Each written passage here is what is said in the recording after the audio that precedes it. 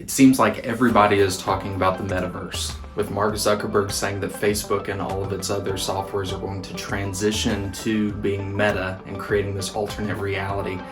How should Christians think through this change? What does the metaverse mean for the faith? Hey, my name is Kyle Whitten. I'm the creator here with Curated Christian, and I want us to think through very carefully about the metaverse. There's a lot of excitement surrounding it, opportunities for business and commerce and even real estate popping up within Mark Zuckerberg's metaverse, the opportunity to recreate ourselves. But as Christians, we need to think very, very carefully about what this means for us. Now, full transparency, I'm not against technology. I think technology is great. In fact, I wouldn't be here talking to you right now if I didn't think that there were good uses for technology. But one of the things that's been helpful for me to think through in this whole discussion has actually been from a book that is recommended for you down in the link in the description. So definitely go check this out. But it's a book called Productivity by Douglas Wilson. And the reason why that book is so important for this discussion is this. He makes the observation that wealth has a bias. And here's what he means by that. In the Bible, there's not a lot of discussion given to technology or tools that people use to accomplish different goals. However, there is a lot of discussion about wealth and money and finances and utilizing those things. And at first it seems like those two things are kind of disjointed, but here's the connection that Wilson makes, and it is massively important for our discussion here. Wealth has a bias, and he says that technology is a form of wealth. So, for instance, if you're watching this video right now, whether it's on your smartphone or on a laptop or a TV or a streaming device, whatever, you're wealthy because that device gives you literally untapped and uncapped potential. You can use that for good, right? Plenty of people are millionaires online because of the advent of the internet and smartphone usage. So technology is a form of wealth. Now, here's what the Bible says.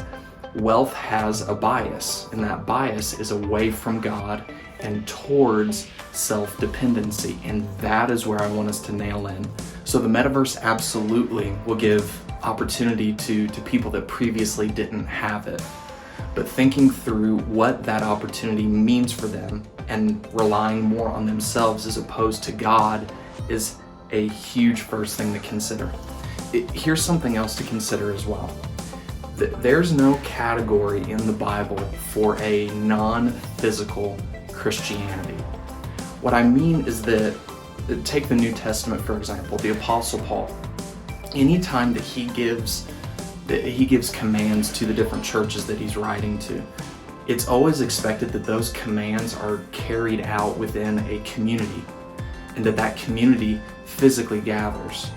So the command to love one another, to forgive one another, even commands that Jesus gives in the Gospels to baptize people, to take the Lord's Supper in remembrance of me. All of those things are trapped in physical reality, and that's a good thing. From the very beginning of the Bible, in Genesis chapter 1, God creates the physical reality, and it's good, right?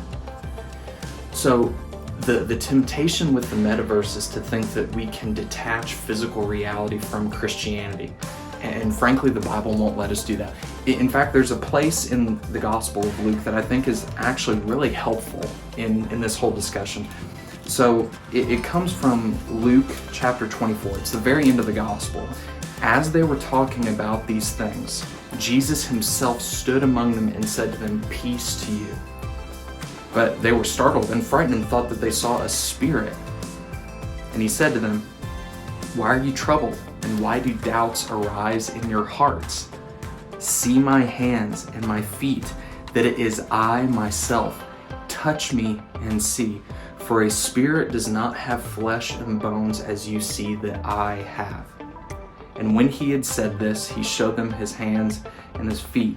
And while they still disbelieved for joy and were marveling, Jesus said to them, "Do you have anything to eat?" They gave him a piece of broiled fish, and he took it and ate before them. Here's the point of this story at the end of the Gospel of Luke.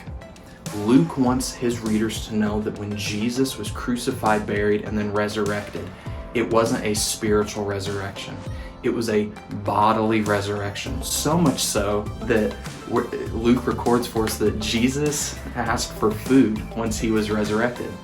I mean, I can understand saving the world, right? You might get kind of hungry, right? Especially after 3 days of not eating anything. So Jesus asks for food from his disciples. The whole point is this: don't miss this, even for the resurrected Jesus, physical, bodily reality will continue even after the resurrection, which is a truth for anyone who believes in Jesus. That even though we will die, eventually God will make all things new, entirely new, with a new heavens and a new earth that we will physically, bodily inhabit. So that's a huge point in talking about the metaverse, because there are pastors and teachers and leaders who think that we can properly integrate church and church life and Christianity into the metaverse without radically distorting what it means to be a Christian. And frankly, I just don't think that we can. At the very best, it's unwise. But at worst, it's a complete distortion of what it means to be a Christian. So carefully think through how you'll respond to the metaverse. I think that there are plenty of good reasons to not engage with it. To still say, yes, technology is good and it's a form of wealth and we should use it to cultivate ourselves and cultivate others and create opportunities. But when it completely distorts what it means to be created, and especially for Christians, what it means to live out the faith, we really need to reject it and push back against it and be willing to say that God's creation is good, and we're not ashamed to talk about that. If you like this video, make sure you hit the like button, subscribe, check out the links in the description below for a bunch of helpful resources, my recommended reading list. If you're unfamiliar with Logos Bible software, go check that out. Getting it for less than $50 is unprecedented, so make sure you check that out. And follow me on TikTok and Facebook as well, all right? There are plenty of ways that we can stay connected. And let me know down in the comments too. What do you think about the metaverse? Can Christians really engage with it thoughtfully?